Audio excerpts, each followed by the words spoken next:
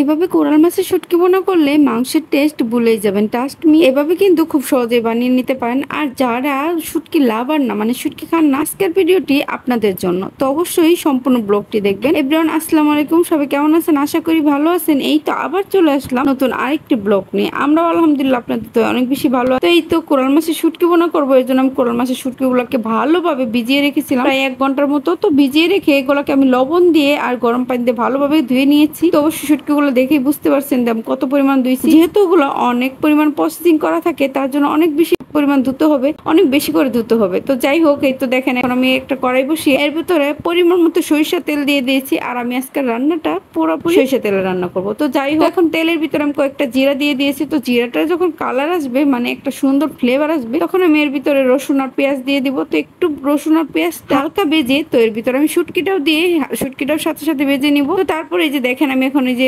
মরিচের পেস্ট করে রাখছিলাম, মানে শুকনো মরিচ, তো এই শুকনো মরিচের পেস্টটা দিয়ে দিলাম। দিয়ে এটাকে এখন ভালোভাবে নাড়তে হবে, মানে শুকনো মরিচের যাতে একটা যে সেন্ট আছে, তো এটা যাতে চলে যায়। তো যাই হোক, এখন এই যে সব মশলা দিয়ে দিচ্ছি, মানে বাটা মশলা দিচ্ছি, আদা বাটা, রসুন বাটা আর জিরা বাটা। তো যাই হোক, এই যে এখন ভালোভাবে নাড়াচাড়া করবো। নেড়ে চিড়ে এর ভিতরে আমি দিয়ে দেবো সামান্য হলুদের গুঁড়ো। যেহেতু আমি এখানে মরিচ ইউজ করেছি, তো মরিচটা আর দিতে হবে না। আর আমি কিন্তু এখানে কাঁচামরিচ দিয়ে দিয়েছি, যেহেতু আমি অনেক জালখুর, আর কাঁচামরিচের ফ্লেভারটা না হলে আমার হয়ই না। তো যাই হোক, আরে হ্যাঁ, আমি কিন্তু এখানে একটা টমেটো কুচি দিয়ে দিই। টমেটোকে আমি ছোট ছোট স্লাইস করে কেটে নিয়েছিলাম। তো এটাকে এখন এই যে ভালোভাবে দিয়ে এখন আর একটু নেড়ে চেড়ে মানে কষিয়ে নিলাম। তো এই তো এখন আমি ঝোলের পানিটা দিয়ে দিচ্ছি। তো ঝোলের পানিটা দিয়ে এই যে দেখেন আমি কিছুক্ষণ রান্না করার পরে যে এতটুকু পানি হয়েছে, তো এখন এটাকে। আর হ্যাঁ, ভিডিওটি কেমন হলো অবশ্যই কিন্তু কমেন্টে জানাবেন। আর যদি ভিডিওটি ভালো লাগে অবশ্যই লাইক কমেন্ট শেয়ার দিয়ে পাশে থাকবেন। আর যাদের ভিডিওটি ভালো না লাগবে তারা ইগনোর করতে পারেন, কিন্তু আজেবাজে কমেন্ট করবেন না। অবশ্যই বলবেন না ফলো মি, ফলো এসব করবেন না। এসব করে নিজের